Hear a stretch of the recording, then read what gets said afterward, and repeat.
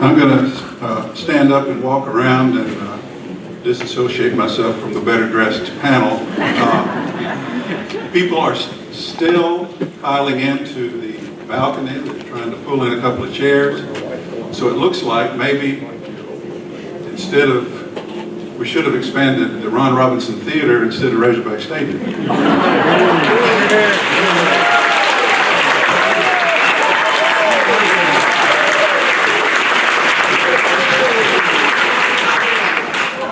Did he laugh? He laughed. Is Jeff Long here? No, but President Bobbitt is, and I'm sure he appreciated the humor. All right, let's get started. By the way, this is a most memorable and busy decade in Arkansas politics, and we can't get this done in an hour. And then we're starting after noon, and Nate says he's paid for the air conditioning for the entire afternoon. So I hope some of you might be able, don't just start walking out on us at 1 unless you just have to, because I've got a couple things I've got to get to.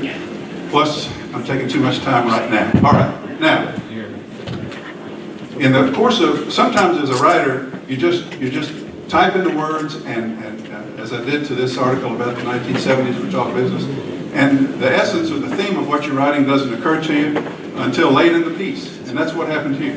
And to set the stage, the context for why we're talking about and celebrating the 1970s, I want to tell you what occurred to me. In 1957, 13 years before the 1970s, Arkansas politics was nationally, internationally discredited. It was known as rural, populist, segregationist, and backward. In 1992, 13 years after the 1970s, Arkansas politics produced a Rhodes Scholar, moderate Democrat who became President of the United States. How did we get from 57 to 92? What happened to change the state? The 1970s. That's how transformational it was. Now, I've got to get this out before we get started, because we spend all our time talking about the fact that the 1970s in Arkansas politics actually began with Winthrop Rockefeller in 1964. And nothing we're discussing here today would have happened probably, or it wouldn't have happened the way it did without the foundation of the transitional, if not transformative governorship of Winthrop Rockefeller. So he's here as the foundation for what we're talking about.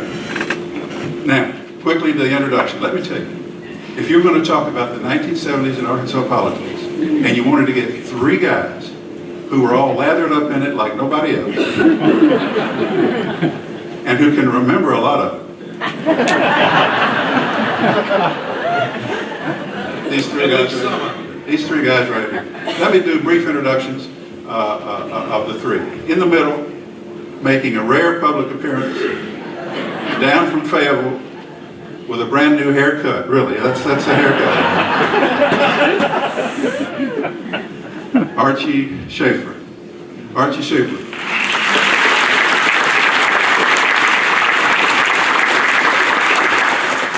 Nephew of Uncle and Governor Dale Bumpers, executive secretary at the age of 23 or so, top aide to Governor Bumpers, top aide to Senator Bumpers.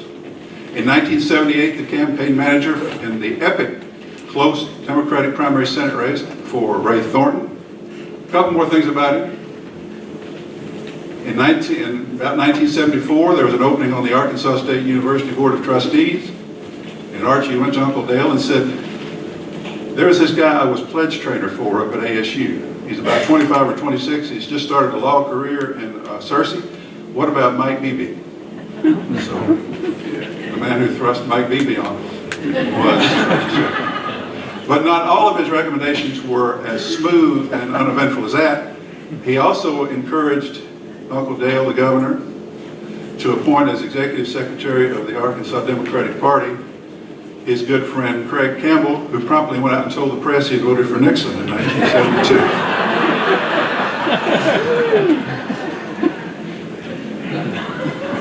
Ernie Dumas.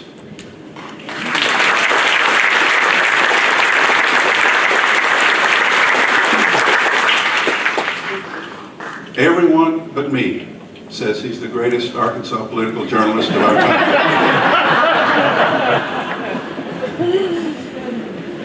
Certainly of the 70s, certainly of his generation, and a great storyteller. Let me say now, if I start to cut him off, it's not from a lack of respect, but one story reminds him of another, and he might embellish. All right. Former United States Senator and Governor, current UA Board of Trustee member, David Bryan.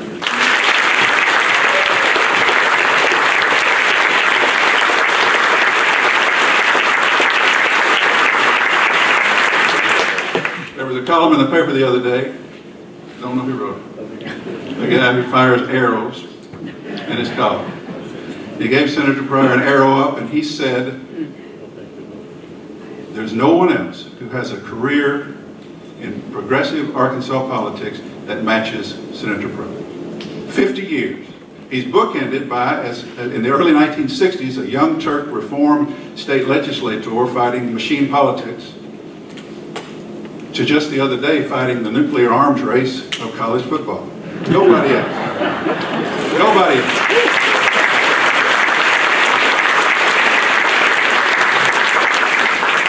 Here's what the guy wrote, and forgive me for this, Senator, I know you're easily embarrassed. Be not misled by the aw-shucks appearance of meekness. There's the hungry soul of a proud liberal lurking within.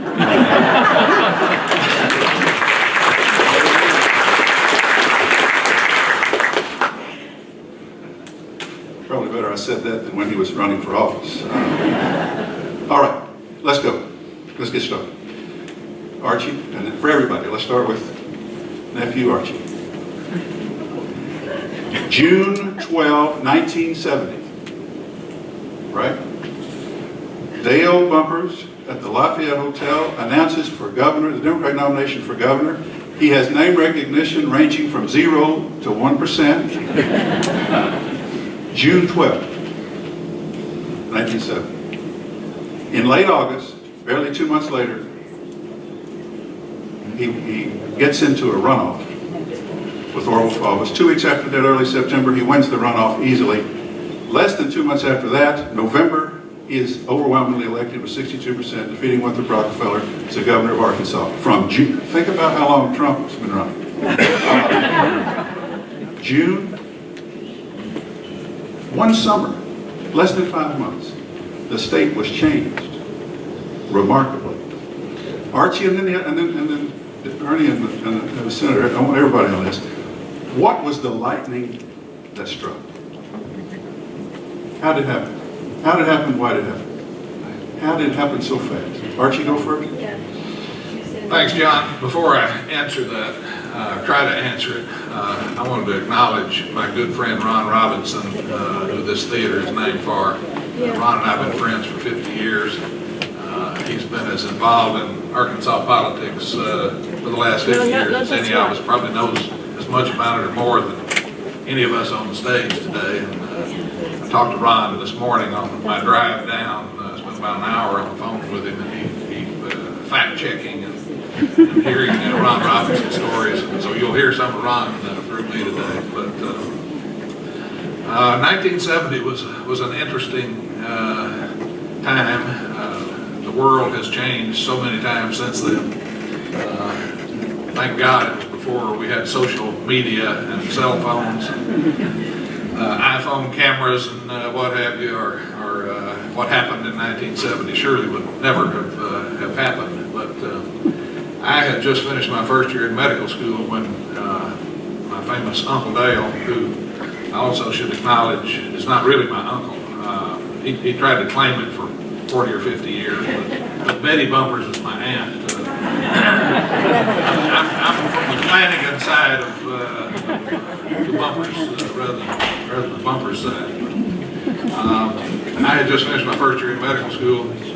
Uncle Dale had been thinking about running. I meant to bring today, and I forgot, a bumper sticker that my father and the Bumpers hometown headquarters produced in early 1970 that was orange and black. It said, "Another bumper for Bumpers."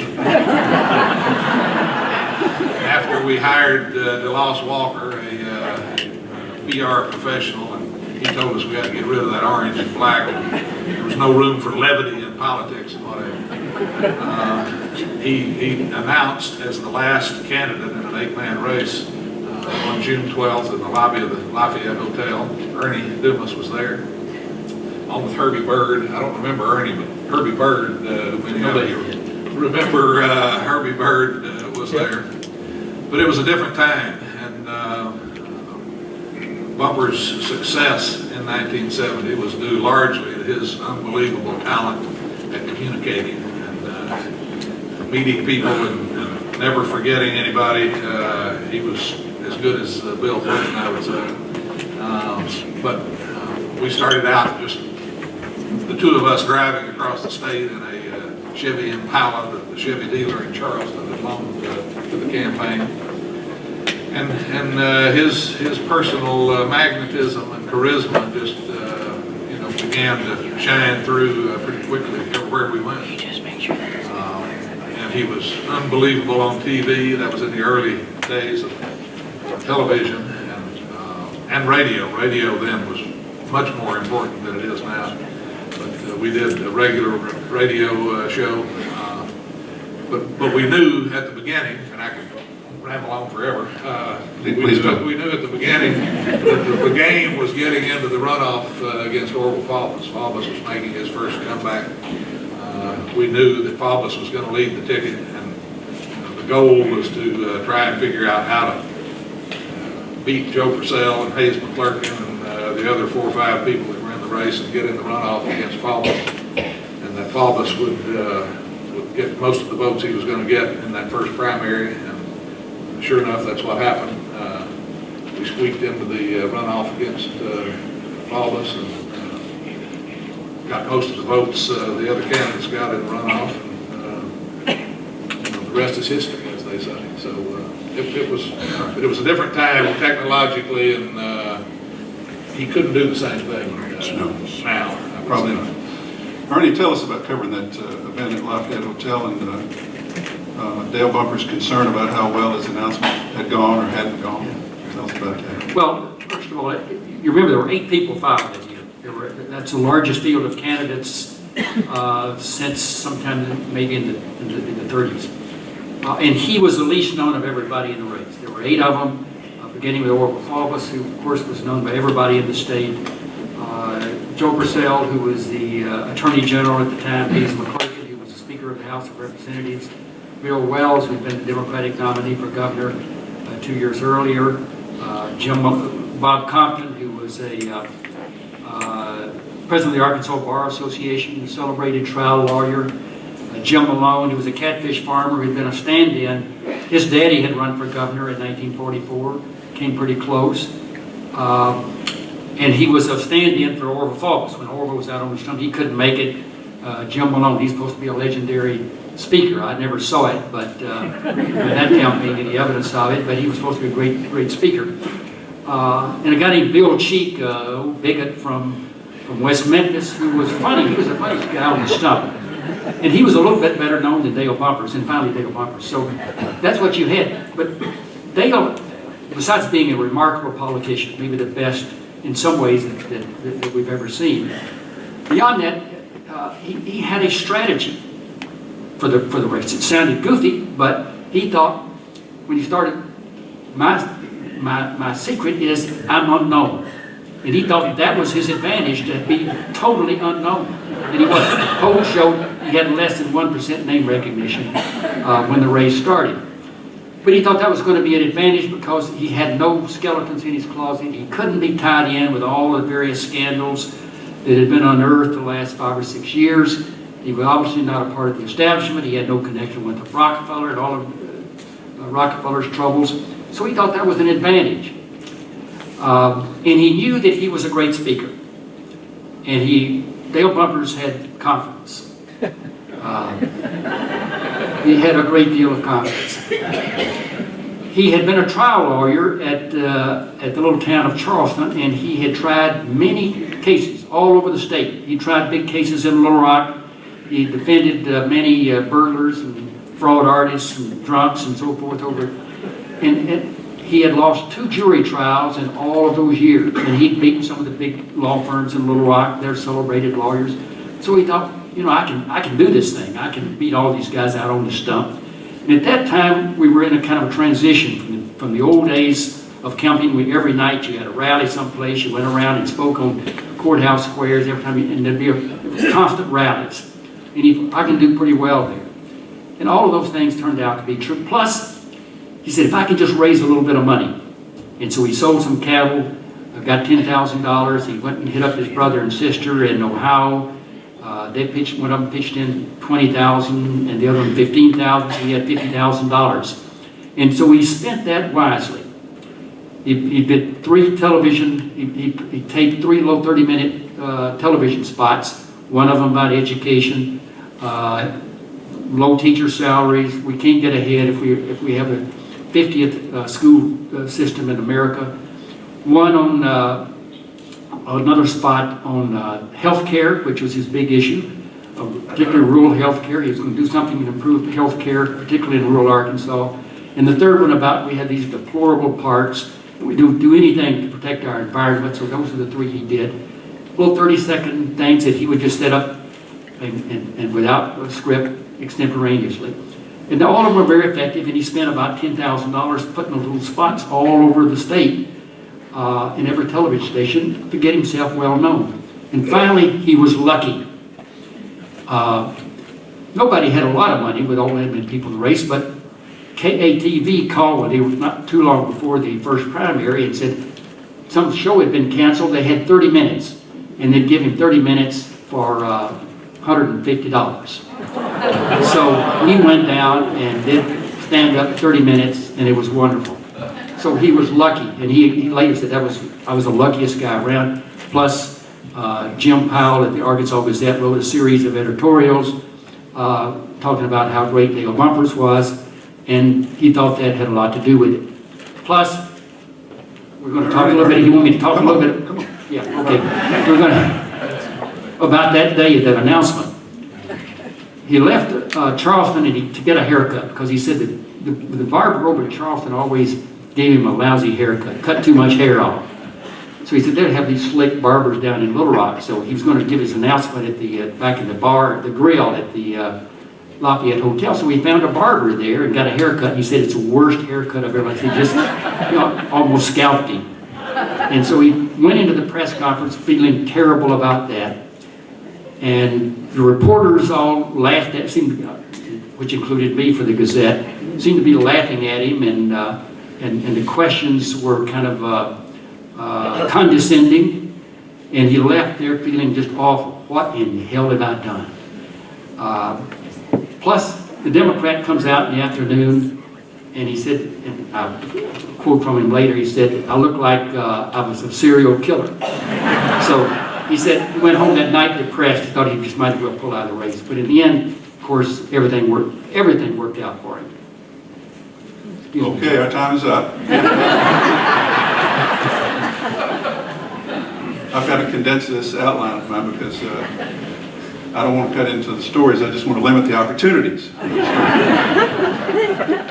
I was going to mention now to Ernie that Bumpers governorship was voted by historians the best in the state's history, or at least in the 20th century. And I was going to ask Ernie to justify that ranking. I dare not. It's a long list of accomplishments, and we know what they are. But we got to move to 1972. Senator Pryor, I'd like to include you in this discussion.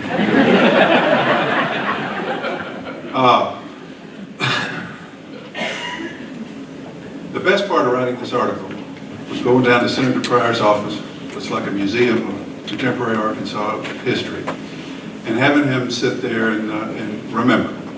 And that was the key to this article. But in the course of it, Senator, and I think I got this wrong, and you can correct me, but your epic race, your challenge as a congressman in 1972 to John McClellan, you said, I believe, that you really didn't have any burning philosophical issue, but you were wanting to amount to something in your political career, and you had offended the Southern House Democratic leadership with some position on the Mississippi delegation or race.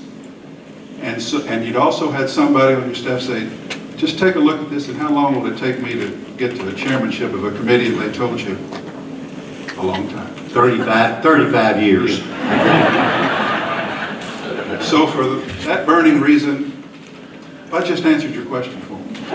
But amplifying that, and because this is another example of you're being brave and ahead of your time, sorry to embarrass you, but what was it 64, the Mississippi delegation, or 68, or what? 68, the convention of 68. Well, tell about that. Well, I was on somehow or another, I was on the credentials committee in 1968 in Chicago, and that was the worst Democratic convention I guess we've ever had. And I was on the credentials committee. In fact, I was the parliamentarian for the committee, and being the only member of Congress on the committee at the time. And the issue came up whether to seat which delegation from Mississippi to seat. And it was a very close vote, very emotional situation, went on for 2 or 3 days. And I voted to seat, as I would call it now, the integrated delegation from Mississippi, and not the all-white delegation chosen by the governor down in Mississippi. And that sort of created what you might say a little feeling with the House membership.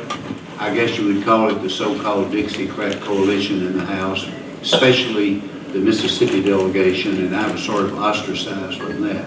I further became ostracized and deepened the chasm, I guess you would say, between myself and the House leadership when I took on the American nursing home industry.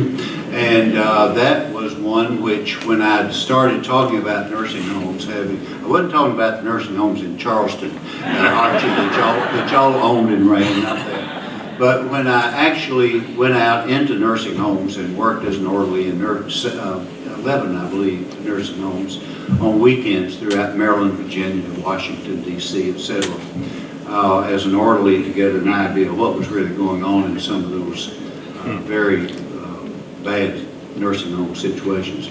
At that time, when I spoke to the House about my findings, and I had taken with me on the last nursing home over in Maryland a photographer from the New York Times who snapped a picture of me shaving an old 90, it's not very old now, but an old 90-year-old man, and that picture of me as a congressman working incognito in the nursing homes went viral, as they would say now, but it went worldwide, and everywhere this picture was in the New York Times and the Hong Kong Observer, you name it, it was worldwide.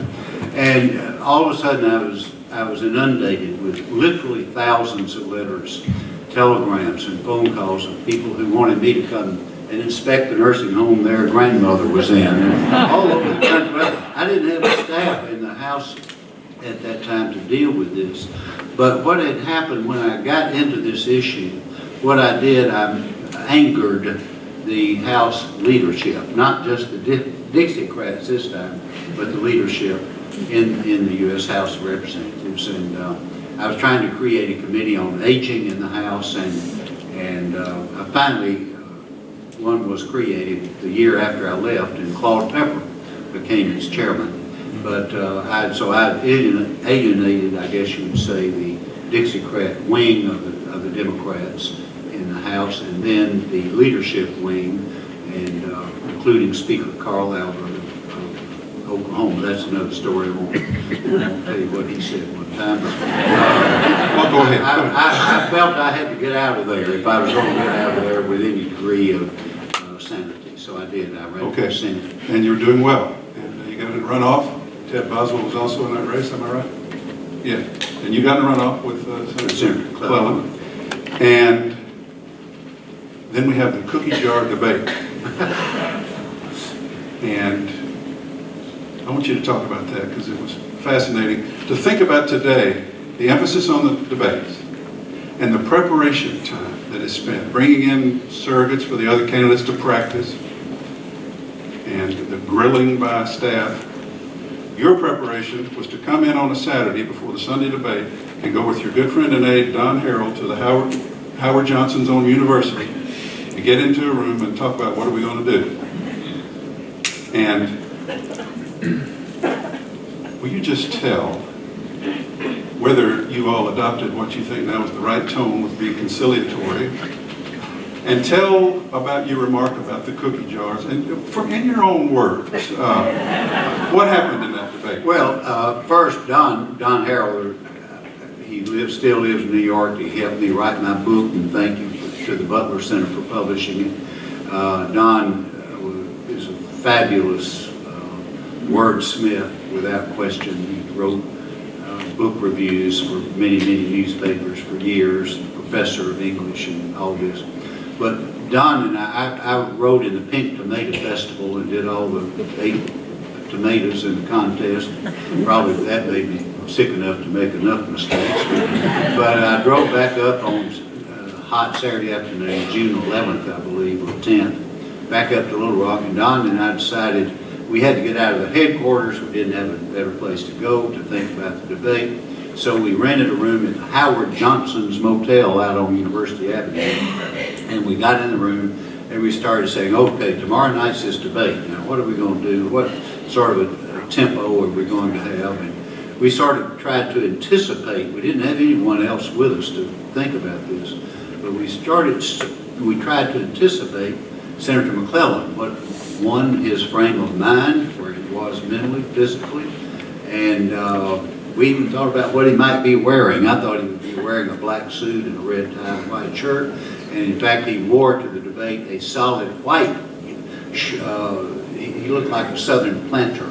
He even had it was amazing, he even wore, Senator John McClellan, if you can imagine this, a pair of white patent leather boots, and I've never seen him wear a pair of patent leather boots, especially white, but they matched his suit. He had on a red tie, and he came in there tough, and we said, you know, he's in his 70s, I'm in my 30s, let's kind of choose not to be too tough. Let's be a little bit careful about what we say about Senator McClellan and respecting his age, etc. And at that time, we made the decision. And that's where the idea of the cookie jar came about. I was being accused of taking a lot of labor union money.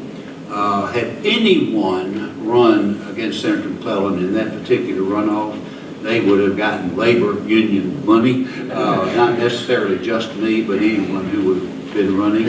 They probably wanted Senator Dale Bumpers to be running at that time, then Governor Bumpers, but it didn't work out that way. And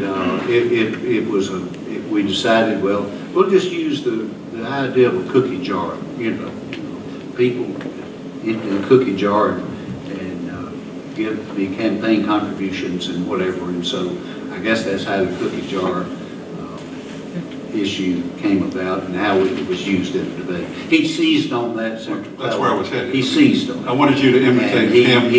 And when he did, I was sitting there watching him. It was live, Channel 7, Sunday night before the election on Tuesday. And when he seized on that particular point about the cookie jar, I started saying, where's Don Harrell? I want to see him. I did, because I made it. But I knew that he had seized on it. He'd made some points. He came off tough, which he was tough. And I think we came off way too mild. And I think that debate helped to change the course of the election. A lot of people, still today, I can go to the grocery store this afternoon, and still today I'll be looking at the counter or whatever, and someone will come up and says, I probably won 14 elections since that time, but someone will come up and say, let me tell you why you lost that race in 72. Oh, okay, I want to know. And so many people would come up to me still today. Archie and Ernie know all about this, and they'll say, by the way, I was in college, it was the first time I ever voted, first campaign I ever was involved in, and I worked in your campaign and whatever, and so we got a lot of young people, I think, involved. We were not successful, but it was an interesting way. The interesting part of about this was a little bit of history. John McClellan, when he had practiced law in Malvern, had come over to Camden after his defeat, when he was defeated for Congress, the House. Am I right, Ernie? Senate. For the Senate, he was defeated. And he moved to Camden, and because the Sifford law firm needed a trial lawyer, they hired Senator McClellan. He comes to Camden. That was my hometown. And when he was almost at the end of the race, he had run out of money. He was running for the Senate. He had run out of money. He had lost 2 of his 3 sons, I believe, by that time.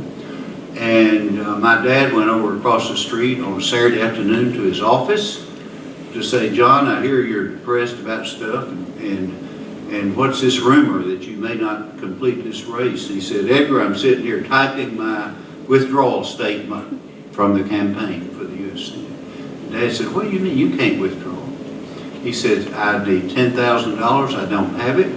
I've lost 2 of my 3 sons. I'm depressed," and blah, blah, blah. It went on and further. And my dad said, "Well, don't do anything yet." And my dad called up Mr. Folks, who owned the Grape Company, Grape Store, and he called up Don Harrell's father. Don Harrell had helped me. And he called up W.A. Red Daniel and said, "We're going to open the bank up this afternoon, First National Bank, Citizens Bank at that time." And they called up Mr. Hurt, Garland Hurt. That's a good name for a bank president, by the way. And they went over across the street. Mr. Hurt opened the bank, and 4 of them signed a note for $10,000 and gave it to Senator McClellan that afternoon. He stayed in the race. He won the race. He became a United States Senator. But that's just a little bit funny Arkansas history, a little twist in Arkansas history. I always think is kind of fascinating. Thanks for that. I wish you told me that for the article.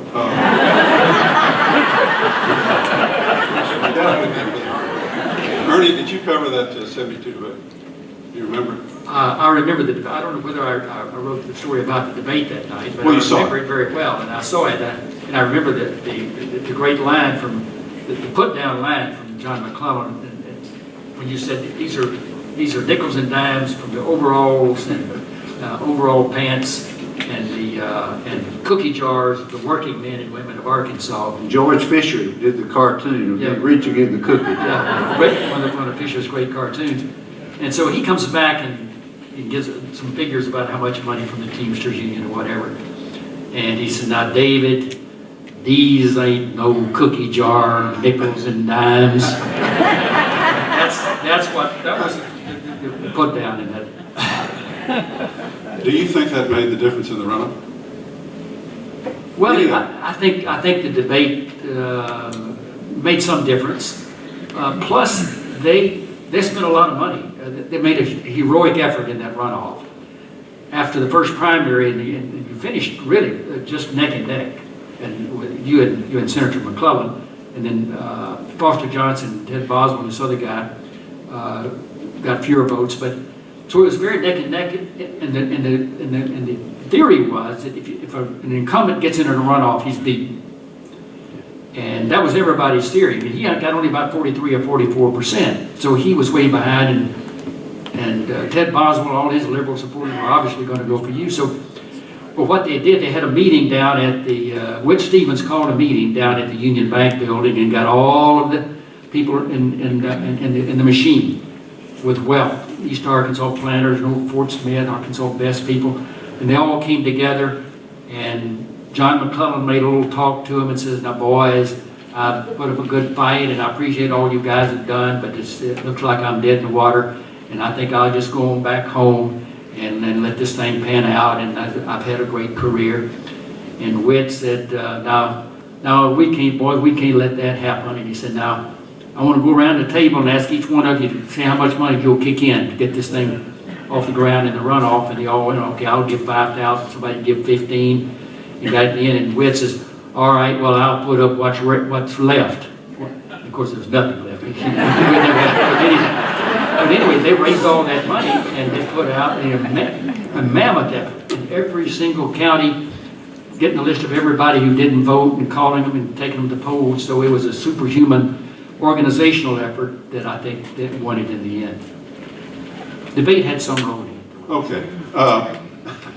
Archie, I'll get back to you in a minute, but we got to get the man who was most on the ballot in the 70s is Senator Pryor. 2 epic Senate races. We'll get to the other one in a minute. 2 terms as governor. And I'm always squeamish when there's conversation about historians ranking Dale Bumpers our greatest governor ever, based on the myriad reforms that took place. And I'm wondering what David Pryor's thinking about that. You know, I feel just like you do when they tell you about Ernie Dumas being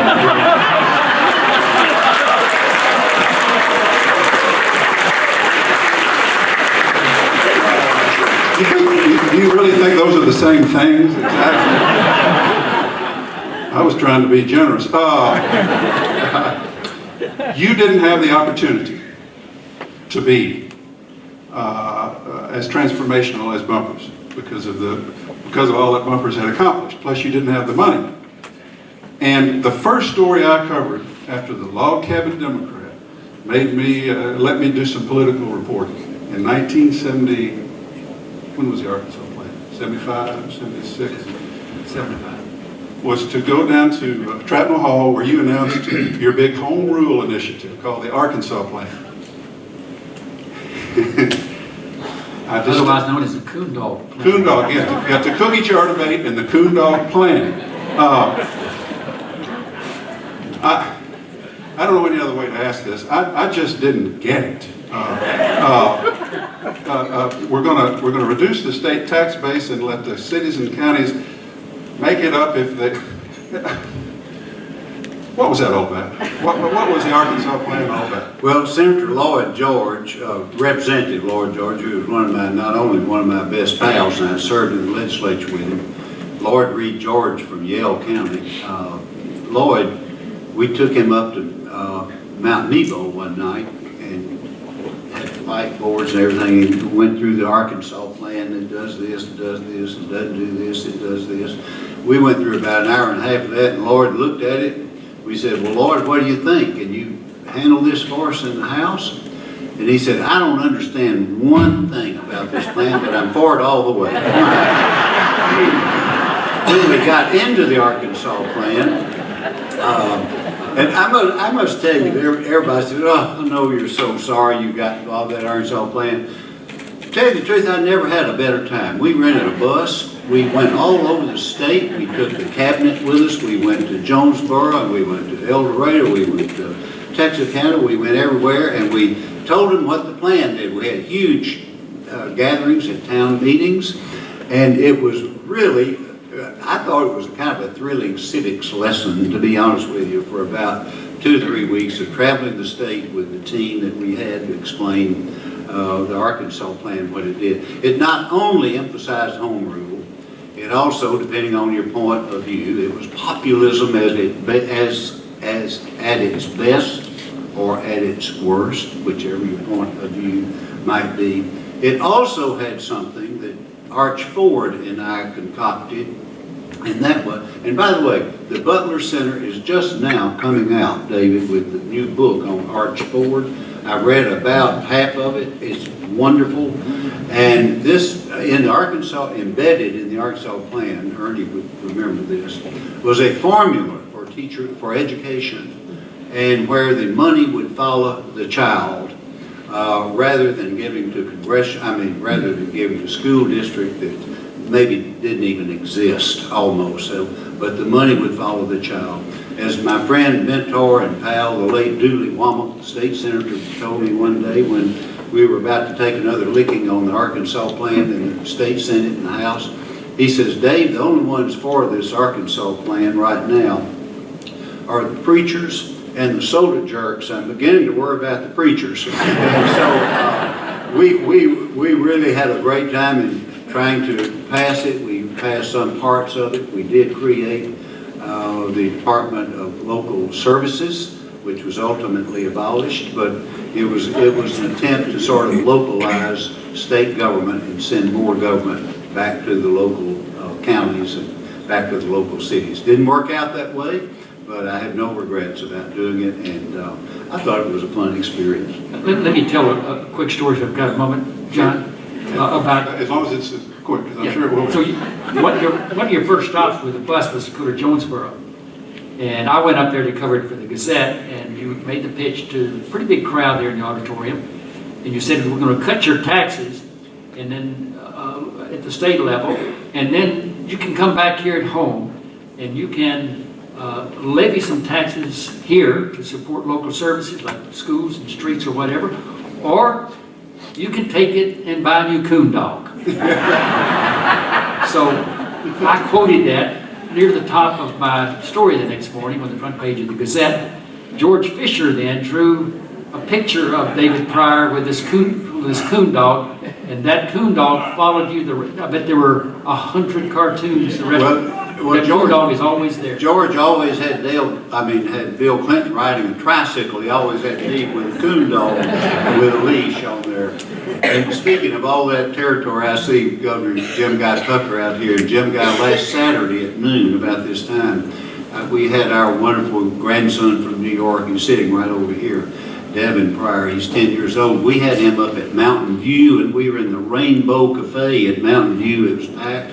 And they said, here's where Jim Guy Tucker was just 3 weeks ago. They had a little sign that where Jim Guy Tucker had lunch in the Rainbow Cafe in Mountain View. Anyway, what a great state we have, and I've had a good time doing all this. I don't think there's another state with the overlapping, intimate, contradictory, wonderful personal relationships of the politicians. I just don't think there is. But is Governor Tucker still here, or did he get mad at leave? Something we said? Hey, John, go ahead. I want Archie to tell that story about the Pinto. What is the context The of it? Ford Pinto. It's about his Uncle Dale. Now tell that story. I'll love it. If you don't tell it, I am, but you tell it. I would really rather you tell it. You tell it much better than I do. Well, I'll just make it very quick.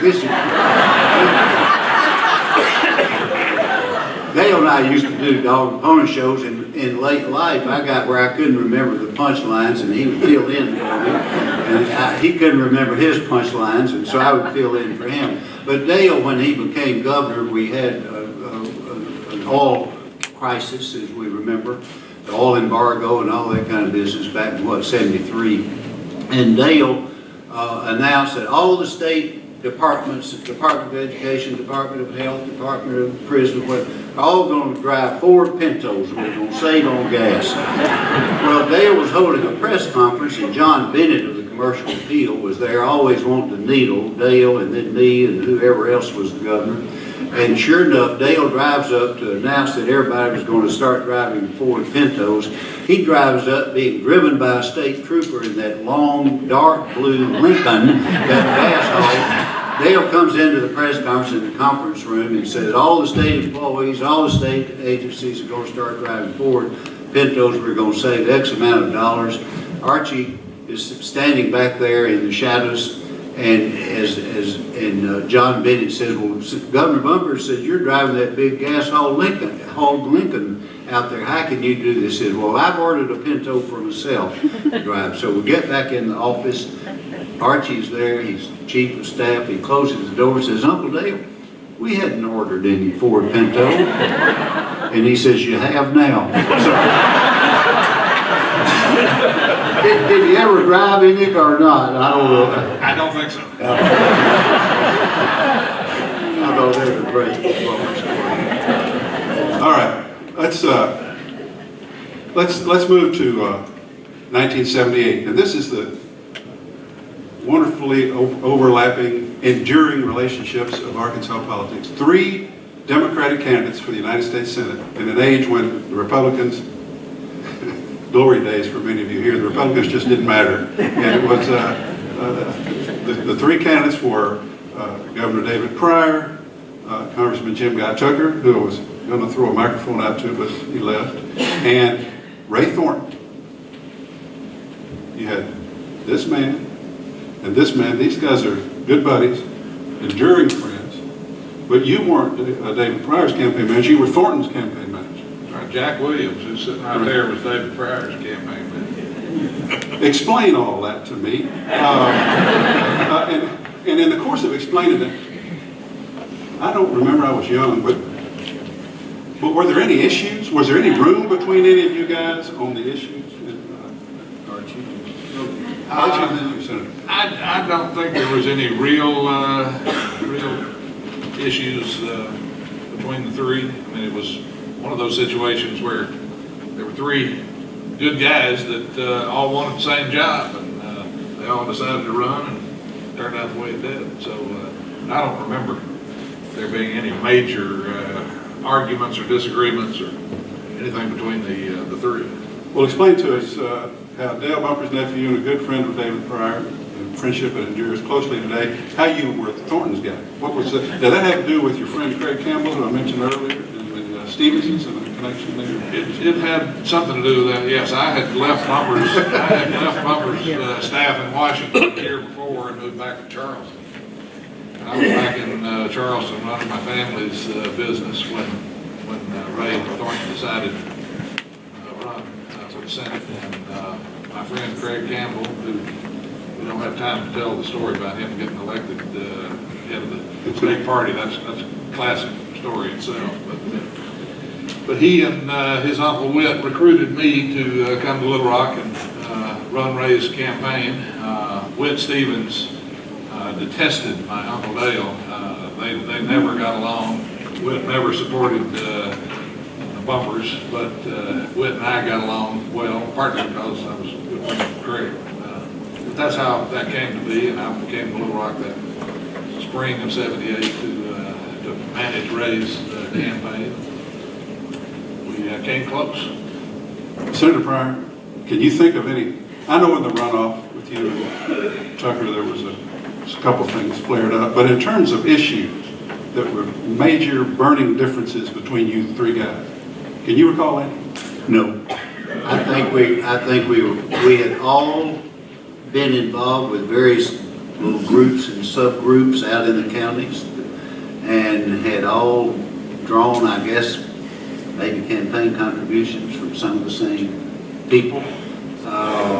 I knew full well that in that race, that because Ray Thornton was in the race, that he would have the support of the Stevens family, with Stevens and Jack, and their organization is potent, I can tell you that. And but I didn't see any philosophical differences between Ray and myself and Jim Guy at that time. One interesting thing about that race that I had forgotten all about until, I'm sorry, Jim Guy left. I'd forgotten all about until last week when Jim Guy spoke to Political Animals in Fayetteville, and we were talking about the '78 Senate race, and I was reminded that there was a fourth candidate in that race. And I bet none of you can remember who that was, and I didn't even remember that there was a fourth candidate, much less who it was, but there was a guy named A.C. Grigson from Texarkana who was in that race as well and got about 8,000 votes. DP got 34% of the vote. Jim Guy got 33, Ray got 32, and A.C. Grigson got 1.4% of the vote. And if A.C. had not been in the race, Ray might have slipped past Jim Guy and been in a runoff with Senator Pryor, and who knows what would have happened. Was Foster Johnson in that race? No, that was It was the only race he went. Foster was fascinating. I always liked his method of advertising. I don't know how he got it, where he got these made, but he was the envy of the people running for office. Foster had these metal signs that were white and beautiful, snow white with black. Foster Johnson didn't say what he was running for or anything like that, but just had his name. And he would go out and nail them up to the trees. They're still out there somewhere. He ran every 2 years for a number of years because he still had his signs out. Yeah, they're still out there somewhere. Hey, John, one thing about the Stevens family I wanted to say. Yes? And I want you to John, say, when Whit Stevens called the meeting together, they already mentioned, and as they call it, that was a put session, he put up. And they had a put session and for Senator McClellan. Well, 2 years later, Dale was running against Fulbright, or about to announce. And I had encouraged Dale Bumpers to run for president and not run against Fulbright. I was trying to get Dale to get in there and be a Jimmy Carter and run not from Plains, Georgia, but to run from Charleston, Arkansas. And he would have won. He would have won. He would have been a much better candidate and a much better president than Jimmy Carter, all due respect to Jimmy Carter. But Whit Stevens and the Stevens group had been, of course, strong for McClellan. 2 years later, I had been on my first time ever to be in Aspen, Colorado to go skiing. I broken my right ankle. Barbara and I were there with some friends, and I had a problem and had to go to the hospital when I got back because of a blood clot in that ankle. But I was lying there one night, and about 8 o'clock, and the nurse comes in and says, "You're not supposed to talk to anyone on the phone, but there's a man named Mr. W.R. Whit Stevens who wants to talk to you." And I said, "Really?" I said, "Okay." So I get on the phone, and I said, "Hello, this is David Pryor." And he says, "The son that says Whit." And I said, "Yes, sir." He said, "I helped beat you 2 years ago. Now, will you accept my support this go around?" And I said, "You bet." So that's just Arkansas politics. But that was the race in which I was running for governor. And that was Faubus. He turned on his old friend Faubus that year and helped me. And I accepted his help, and I appreciate it. Of course, years later, when I was running for the Senate, he supported naturally his own nephew, Ray Thorne. all right. I've been told it's about time, but I can go 15 minutes over and stay with us if you can. What I think I'll do, I got a wrap-up question, and then somebody, if anybody wants to get involved, that'll be fine. I think I forgot to say when I introduced the subject that I think what defined the 70s was that in Arkansas politics they were about moderation and modernization. Our political attitude toward race, our political attitude toward the size and role of government, the tenor of our politics, moderated, and we attempted to modernize our government and modernize our economy, and that's through these spectacularly interesting political figures that we had. Here's my question. Here we are in 2016. Is that era, if you'll accept that it was an era, it was launched by the 70s, it produced a President of the United States, it produced a descendant like Mike Beebe, had an occasional interruption with a Frank White or a Mike Huckabee, but generally a defining era. Is it dead now? Did it die with the Republican Revolution from 20 to 2016? Or does anybody agree with me that it's hanging on by Asa Hutchinson's fingernails? That we're still a state where the Republican governor can be rare among southern states in expanding Medicaid? Still a place where he wants to... He didn't expand it, though. I know, but he went... Okay, all right. You're going to say it's dead, right? Tell me, is it still lingering at all, or is it over, and are we in a new and different era? Ernest? Yes, the last. It's completely done. I think so. For our time. Well, that's sad, isn't it? What kind of era do you think we're on now? Briefly, please.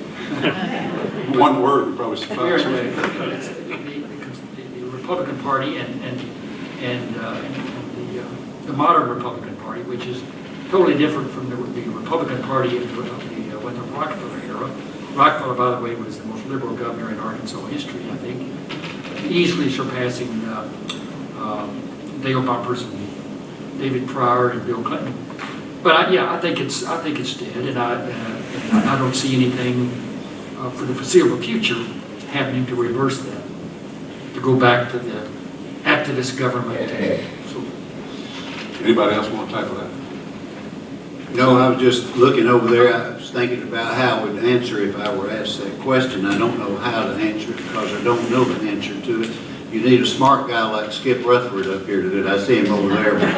But I think too that what has changed is not necessarily just limited to the political parties and the base of each of our parties. But I think what has also changed is the way people get their news. And it is a new day.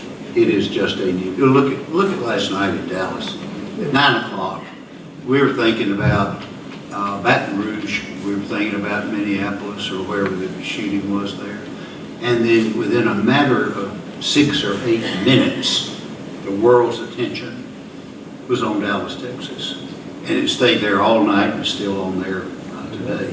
But how people get their news. The other thing that has changed, I think, too, has been the enormous change of local ownership of our small weekly and daily papers out in the state. We had the strongest, most progressive, courageous weekly and daily papers for generations out there. The inspiration, of course, was the old Arkansas Gazette. And then each, like the Warren Eagle Democrat, the Dumas Clarion, the Cabot Star Herald, all these wonderful little papers out there that held their communities together, that fought for what I would call the right things, for progressive things. And I just am afraid that that is something that we're losing, and I'm sorry to see it go by. All right. Could this microphone work for anybody out there? Does anybody want to ask something? Archie, do you want to answer that question? Well, I agree with what DP and Ernie both said. I think the biggest problem, I think, is too much information. I mean, everybody talks about TMI and what have you. And I know everybody wants to know everything that's going on all the time, but it's, I don't know how it will all shake out, but I think we really do have too much information, and a lot of times the information is not accurate because the media is more interested in getting there first instead of getting it right, particularly the broadcast media. But I've said for a number of years, kind of half jokingly, that Ted Turner's invention of the 24-hour news cycle was going to lead to the destruction of Western civilization. I mean, back in the good old days when we had 15 minutes of Huntley Brinkley or Walter Cronkite, things seemed to work a lot better than they do now, when you can turn your TV on any time of the day or night and find out what just happened in Dallas or anywhere else in the world. I couldn't agree more. There was never a better time in Arkansas than the late 1980s when I was writing a column 6 days a week in the Arkansas Gazette, and people had to go there to see what was going on.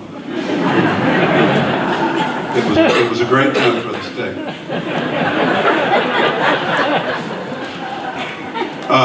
We'll take just two. We're past time, right? Somebody want to run this back to the. Can you speak up, or do you want to? Okay, shout. That's Sylvia, didn't it? Yeah. You all were talking about governors and roles of union and staff in the reforms that have been along. And I was one of the reporters. I covered them. Okay, all right. And I covered the legislature and all of the reporters and got all of the legislature looked down on. But it had been for we and supporting good people running for office. You had good people in the legislature. Could you have accomplished Senator Breyer, Governor Breyer, and Governor Buckers have accomplished what they did on the outside? Good leadership in the legislature. No, we could not have. And that prompts me to tell a story I wanted to tell. Give me a good excuse today. One of the most transformational things that occurred in Arkansas, I think, in the very early 1970s was the passage of liquor by the drink.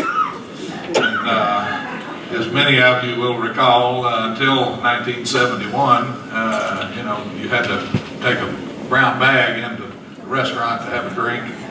We passed liquor by the drink in 1971. TGI Fridays, a block from the state capitol, opened. And that provided a great way to deal with legislators, many of them who were great people, and we were able to accomplish a lot of things because of that. My story I wanted to tell was about the way the Bumpers legislative staff worked. We had a legislative staff meeting every morning at 7 o'clock. And my good friend Richard Arnold, I saw his brother Buzz here a few minutes ago. Richard and I and Brad Jessen and a few of the others would be out at night schmoozing and drinking with legislators, trying to get the Bumpers program passed. And one morning we walked into the staff meeting at 7 o'clock in the morning, not looking very well. And Uncle Dale, who still called me Spike, which was a family nickname, he looked at me and said, "Spike, why do you and Richard feel like you got to go out and get dog barking at the moon drunk every night?" And I responded that that's because that's where the legislators are. And if we're going to pass your program, we've got to be out there barking at the moon with them. But we couldn't have done it without the legislature for sure. All right, we've got, When I was when I finished writing the story, I remember a lot of things. well, sure, that's how you got to the story. We've got 2 more questions. And when Robert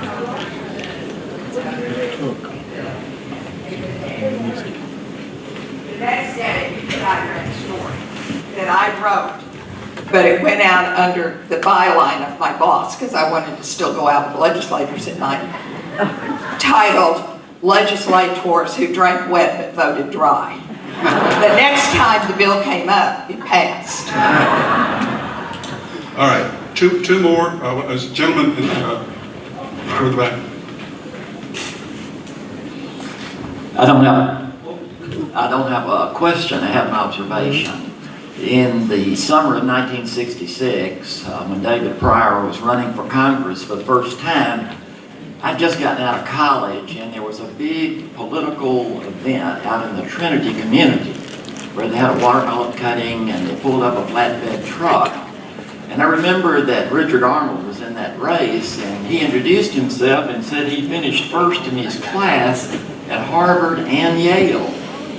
Well, the audience was made up of people in brogan shoes and overalls. And Congressman Pryor got up and he said, "Well, I grew up down in Ouachita County and I was sweeping out the jail down there in person." You could look at the audience and say, "Gosh, he's one of us." All right. If you could make it over here, Miss Annie wants to ask the last question. We're going to hear from Annie Abrams, and then we'll go back to work or whatever we're going to do. I just heard that this audience, and when I looked at the audience, the majority of it is gray hair. How did you come to the conclusion that we are at the end of an era when the majority of women are the majority in our population, and the next is senior citizens? How do you come to the conclusion that the 70s are over?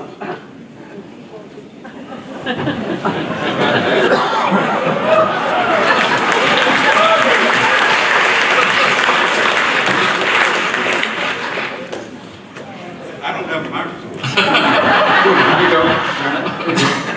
Thank you. I did not declare them over. If you will remember, I said Asa was clinging to it by his fingernails, and I was referring to the women when I said that. No, I let those who think it's over answer the question, or pass. It's an excellent question. Andy, Go ahead. Ernie, were you going to go ahead and address? No. They're all polite now. Well, the reason I said that is you just look at the votes. The legislature is overwhelmingly Republican, and not just Republican. These are not Republicans that we would have talked about during Rockefeller days. The Governor Hutchinson did continue the Medicaid program, but you may have a different opinion, but I think if he had been the governor and was elected in 2010 or 2012, and he had the option of taking the Medicaid option under the Affordable Care Act, that he wouldn't have done it.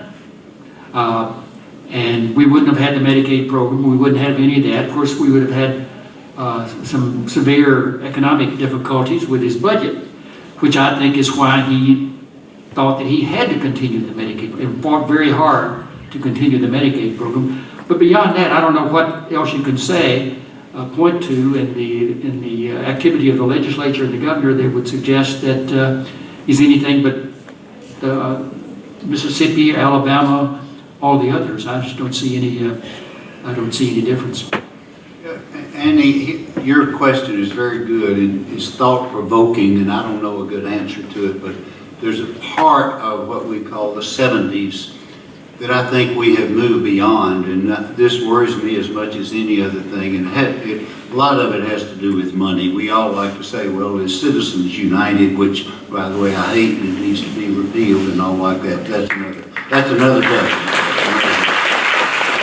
What I do fear, what part of the 70s I fear, and going back to the 50s and even the 40s, what I do think we are losing is our ability to relate to and adhere to what we call retail politics. I'm talking about going to the courthouses and shaking hands and going to the fairgrounds and going to the pie suppers and going to the coon suppers and doing all of this, the human networks and the human relationships that I fear that we are losing because of the electronic technological age that is making politics so very impersonal. And you know, politics is about people. It's about us. It's about you and me. It's about neighbors. And it's about what we do, not only do for a living, but you know, what we think about and the value systems that we have. But that's the part I fear that we are losing. And it really worries. I'm going to tell you a little story about a man over in DeWitt, Arkansas. I had just been elected governor. You remember this man? Y'all remember? Wilbur Botts. Wilbur Botts was a rice farmer, businessman, lawyer over there, one of the keys in that little community. I was elected governor and I didn't know Wilbur Botts. And one day after I'd been elected governor, I was sitting there in the governor's office one morning. I was real proud of myself. I had a fire going in the fireplace. And somebody knocked on the door, Don Harrell or somebody said, Governor said, Senator Knox Nelson and a delegation are here to bring some man to meet you. And I said, oh, okay, bring him in. So here he comes. They usher in Mr. Wilbur Botts from DeWitt, Arkansas. Mr. Botts, have a seat. Mr. Botts is sitting there, and we start talking, and they get up. Knox Nelson leaves, and the other gentlemen leave from the house. They have ushered him in, says, Governor, we're going to leave Mr. Botts with you if he wants to be a part of your administration. He wants to be a part of the prior administration. And I said, well, I'm flattered. I said, y'all, we'll talk to you later. I'll talk to Mr. Botts. And we closed the door and sat in front of the fire, and he lit a cigar. And I said, Mr. Botts, are you interested in education, game and fish issues? Are you interested in highways? What are your interests? He said, Governor Pryor, he said, it doesn't really make me a lot of difference what you appoint me to, as long as I can get out of DeWitt one night a week.